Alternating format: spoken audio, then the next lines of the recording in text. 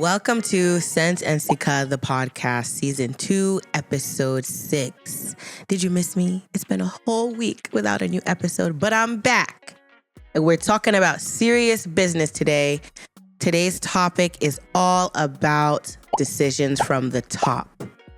Maybe you're listening to this and you have built your whole future plan and career around job security. You felt like you're going to work remotely forever, or maybe you started off a new job that felt stable until something changed. We're talking about what happens when decisions from leadership at the top of your company or organization affect your personal life and totally change the trajectory of your future, your career, and your present day. A lot of times these decisions are made without any consideration of employees or other operations. However, what matters the most is how you are going to use this to pivot your own life and strategize a way that makes sense for you. So let's get into the hot topic of the day. And we're going to start with none other but me. This topic is so personal to me because I have had this experience before. Early on in my career, I was working for a Fortune 100 multi-conglomerate company, and life was good. You know, I was having a good time. My colleagues were cool. I was about a year and a half into the role, and I started hearing whispers of rumors that our office building was going to shut down. So now I'm like, there's no smoke without a fire, so what's really going on? And I kind of started feeling uncomfortable because now my mind is racing on how the office closure is going to affect my life, right? Because now I'm renting an apartment close to the office. I'm out of state, so I'm not even around my family. If this office closed down, where are we moving to? What is actually going on? So instead of allowing myself to spiral into uncertainty, I just decided to take the initiative to move on with my career and my life before any shakara happened in the background. So at this time, I was looking to wrap up my lease. I think I had a few months left on it.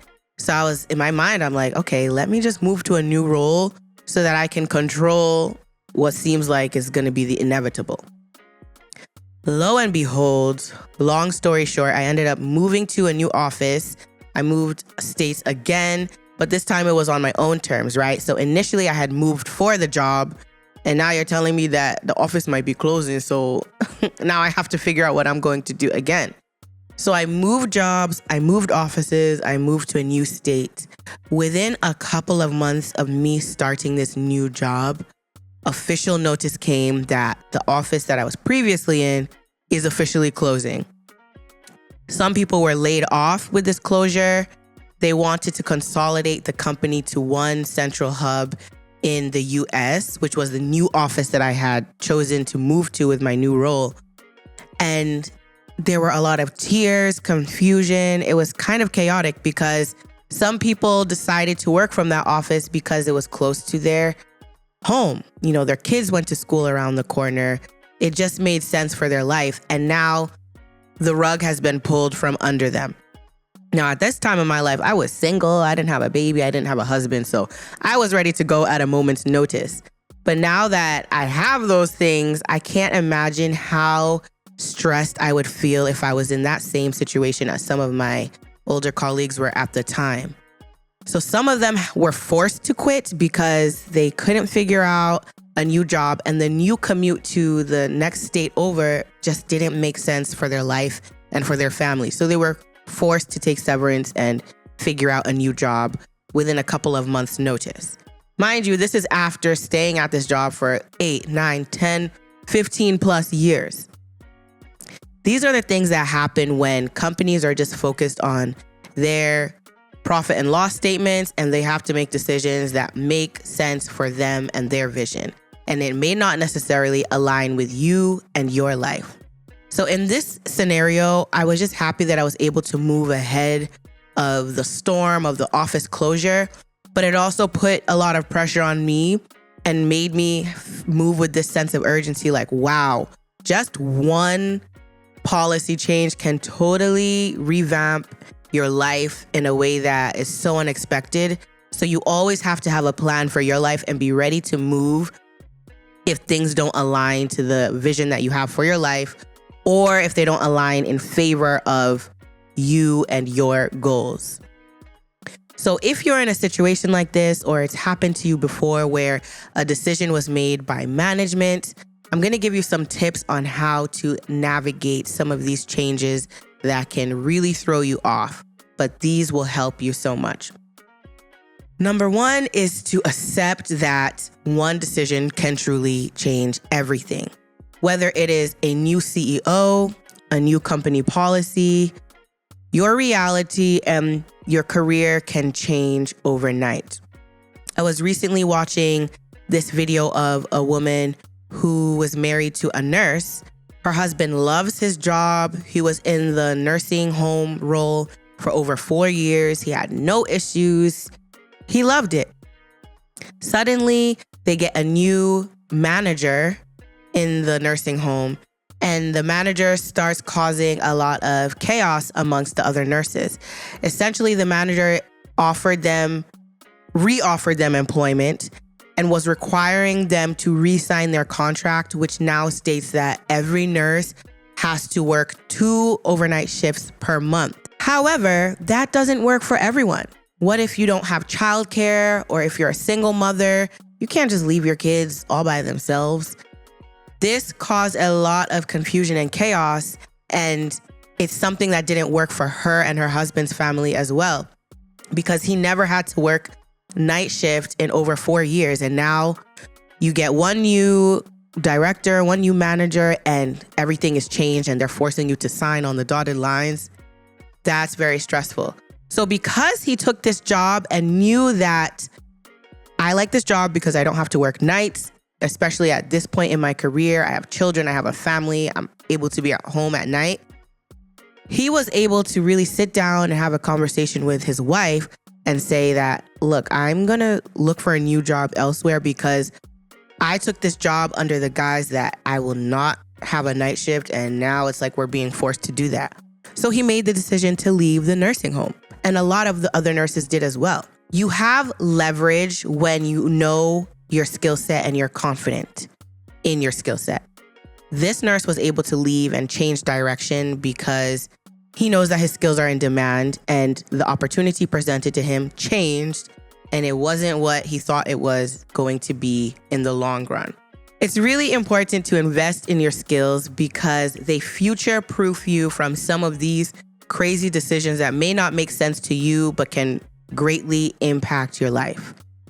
Invest in yourself so that you are able to go where you're appreciated and work in a way that is beneficial to you. The next tip that I have is to kind of do a sense of a reality check, right? It seems like gone are the days where you are able to start one job and just stay the course and be promoted in it for 10 to 15 years at a time. Now we have to think about our future in an economy that's always shifting and changing. So I like to say that you need to assign each job a role in your life. So maybe you're starting a job and you may say that, okay, with this role, I'm going to save $10,000. After you've saved your $10,000, you can decide if you want to stay or go. Do you look into being promoted? What are your goals when you start this new job? You may choose to leave the company. You've gained a lot of skills, so you're able to leverage it and get a new role with a higher paying job.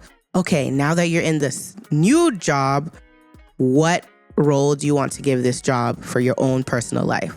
Maybe you want to buy a house, or maybe you want to buy a car. Maybe you want to propose to your girlfriend. Give yourself personal milestones that you want to accomplish within the job so that if something changes in the background that greatly impacts your personal life, you are able to gauge whether you want to stay the course, whether you want to move. And no matter what happens, you feel a sense of accomplishment because you laid out some goals for yourself according to the new position or the new company that you are currently in. I think that's the best way to give yourself a sense of confidence and security. It's not enough anymore to just mosey along each job to job, and then you don't have a sense of grounding or building your life to be what you want it to be. So with every new job that you get, give it a role in your personal life of things that you want to accomplish and things that are on your goal list so that you feel a lot happier with any background changes that may come from leadership. The next step is to really understand how power works in a business or corporation structure. Please understand that senior leadership, especially at the CEO, VP, that type of level, they're making decisions based off of a few things. Number one, they're making decisions based off of their P&Ls, their profit and loss statements. They're making decisions based off of investors and shareholder temperance and value. So they're thinking about how they're going to tell their investors that the company is growing or losing a lot of money, right? And that also leads them to making decisions that craft a story that may not be favorable to you at the time. So once you understand that they are making decisions that are not based on your comfortability or how you feel in the job, they don't really care about some of the things that impact your day-to-day life. They're making decisions based on the economy, the worldview, how investors feel about the company, how people are getting a return on their investment, and they're making decisions accordingly. We see this a lot in today's economy and world where there's always another headline of a mass layoff somewhere in some company. It's like every day people are getting laid off. More recently, the company Oracle laid off 30,000 people in one day via email. Do you think that is a decision that was made overnight? Absolutely not. They were sitting there, plotting, figuring out how to cut expenses and cut costs. And guess what? When it comes to business, one of the largest costs are people. Employees cost a lot of money, and they'll not necessarily tell you this up front, but we're seeing this with all of the layoffs that the first thing to go is people. Because companies have to invest in your insurance, they have to invest in your 401k if they offer a match. They have to pay for business insurance based on the number of heads that they have. So headcount really impacts their financials, and that's the easiest way to save money. So when you think like this, it helps you to understand that sometimes decisions are made that are not necessarily aligned to what you may be going through as a consumer or as an employee, but they're decisions that need to be made on behalf of investors and shareholders. Is it fair? No. But that's a reality check that I really want you guys to understand so that you are also able to move with a level of transactionality. Is that even a word? You're able to move with a level of understanding that your employment is a transaction. You are able to go at any point in time if you so choose to do that. Most states in the United States, for example, are at-will employment. So the minute something doesn't work for you, you can quit at a moment's notice. And guess who takes that into account? Your employer. The companies know that you are also at will, so they're able to just lay you off at a moment's notice. So use this information to really plan accordingly. I think it's very helpful to keep tabs on what's going on in the world. Maybe if you're inside a company, you may not necessarily be privy to how the investments are performing and what shareholders may feel about new products that are coming out. There's just so many factors that can impact business decisions. It's important to stay educated. Put on a podcast. Listen to what's going on in the world. Read a couple of articles just to get a sense of what's happening that could potentially impact you. It's really important to stay ahead of the time so that you can make an educated, calculated decision the same way that these senior leaders are doing behind closed doors that will impact your life. And lastly, it's really important to expect changes. At this point in time, I already mentioned that it's not necessarily a sense of reality that we can just stay in the same one job forever. Changes are going to be made. You have to be able to move with intention, because now, as the global economies are more intertwined and we have a lot more pressure on supply chains, investment opportunities, imports and exports, people are trying to hold on to as much money as possible. So crazy decisions are being made. This could look like divestment of certain employee benefits. Maybe you don't have a certain level of company match to your 401k anymore. Maybe your company was sponsoring your fuel consumption if you had to travel for work and they stopped doing that. Or maybe you joined a job that had a lot of travel and you loved the travel, but they're slashing travel budgets. Expect changes if you're starting any job, especially if you're already on the job, because companies are moving and making changes along with the economy, which is also constantly changing.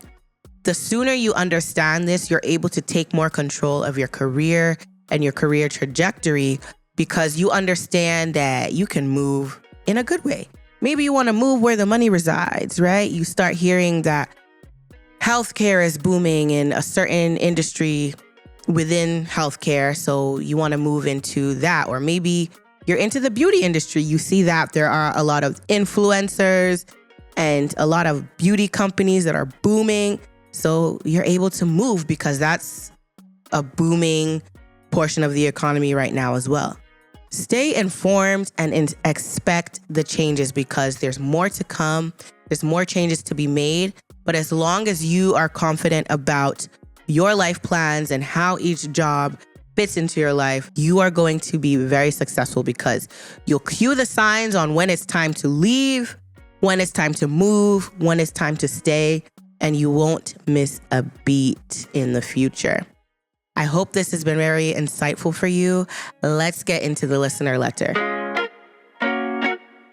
Our new COO announced a 5 days a week return to office starting next quarter. I have 2 kids in daycare, and my whole childcare system was built around me being able to work from home. My husband and I ran the numbers, and we might actually lose money for me to keep this job. I feel trapped. I completely understand where you're coming from. This return to office mandate affected millions of workers, and it has just totally upended a lot of people's lives, especially around matters of health, of childcare. One big sector that was impacted was the federal government. So a lot of government workers now have to return to the office, and a lot of them were forced to quit because if you remember, everybody went remote during COVID. And with the current presidency, the president has mandated that all federal employees return to office. Now, within the last 4 to 5 years, a lot of federal employees have moved. So if the closest office near you is 200 miles away or like 300 kilometers away, how are you supposed to commute to the nearest office? You've changed your life around under the guise and assumption that you are always going to be able to work from home. And just like that, in a day, everything has changed. It's good that you have run the numbers. I think that is really important. If you feel like you're losing money and it doesn't make sense to keep the job, especially with the childcare expenses and the cost to commute, and figure out a new flow for your family, maybe look into firming up your investments and your savings and create an exit strategy so that you're able to find a role that works for you.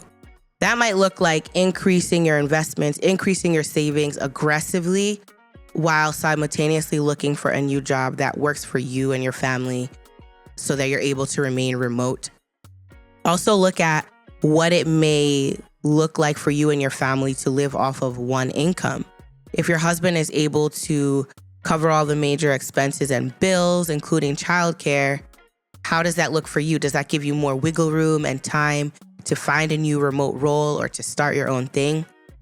Have more conversation in depth and decide on a plan of attack, especially if you have to go back to the office in the next quarter. You're under more of a time crunch where you have to make that decision. So look at it at both of those angles. Look if you're able to cover all of your expenses from one income, or if you're not able to do that, short term, start looking at increasing your savings and investments, max out what you can, and then try and stretch it out as much as possible. I'm really sorry you're in this situation. I know millions of people are, and it's just not making sense. The working world is just not fair, especially to working moms. So I really hope you and your family are able to figure this out. To close up this episode, I just want to say that you are in control of your future. I know it can feel uncomfortable when one decision comes and it totally upends what you thought was going to be your reality for a set amount of time. But as long as you're able to have an idea of a trajectory that you want to be on, you also are able to plan different things that you may be interested in or pivot to. You have the control. Don't ever put all of your eggs in one basket. Don't ever feel like your company has the most control over your life. No. I know many people who have been laid off and have been able to build their own company or moved on to another role and a career that made even more sense from them. There's always better ahead. There's always better coming up. Just believe in yourself, make strategic plans for yourself and your career, and just have fun along the way, because at this point, what else can you do? The world is always on fire every 30 seconds. See you on the next one.